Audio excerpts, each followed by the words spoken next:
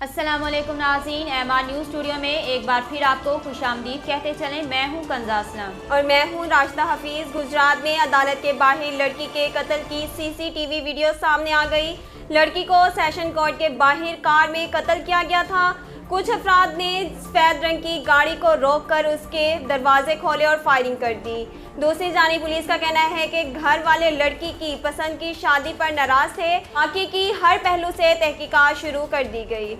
शेखुपुरा के कस्बे में नामालूम अफराद ने घर में घुसकर मियां बीवी को कत्ल कर दिया।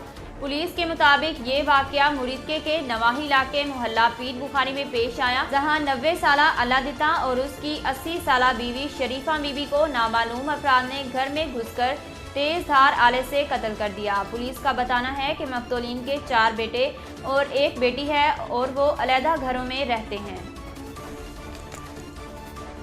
मुल्क भर में कोरोना मुस्बत केसेस की शरह 1.20% हो गई। National command and operation centre के जारी करदा आदादोशुमार के मुताबिक गुज़श्ता 24 घंटों के दौरान कोरोना के मजीद 554 नए केसेस रिपोर्ट हुए, जबकि गुज़श्ता 24 घंटों के दौरान कोरोना से मजीद 8 अफराद इंतकाल कर गए। मुल्क में कोरोना से हलाकतों की तादाद 28,566 हो गई और मजमूई केसेस 12,78,114 तक जा पहुँचे, जबकि फाल केसेस की तादाद 22,958 है। सुबह पंजाब में डेंगू वायरस के केसेस में इजाफा जारी। गुज़श्ता रोज 450 से ज़ायद डेंगू केसेस रिपोर्ट हुए।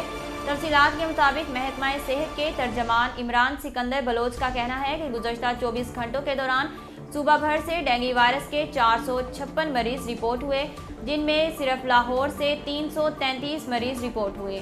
तर्जमान का कहना है कि रावलपिंडी से 37, गोजावाला से 16, सरगोदा से 8, शेखुपुरा से 7, फैसलाबाद, कसूर और मुल्तान से 5, रहीम यार खान से 4, जबकि अटक, बहावलपुर और चकवाल से 3 डेंगू मरीज रिपोर्ट हुए। तर्जमान के मुताबिक पंजाब भर में रवां सीजन में अब तक डेंगू के केसेस की तादाद 19,021 हो चुकी है, जबकि 75 अफराद जाँ बहक हुए।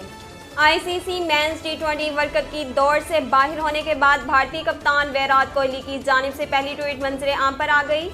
समाजी राब्ते की वेबसाइट ट्विटर पर विराट कोहली की जानिब से साथी खिलाड़ियों के हमरा कुछ तस्वीर पोस्ट की गई और साथ ही वर्ल्ड कप से बाहर होने पर अफसोस का इजहार भी किया गया।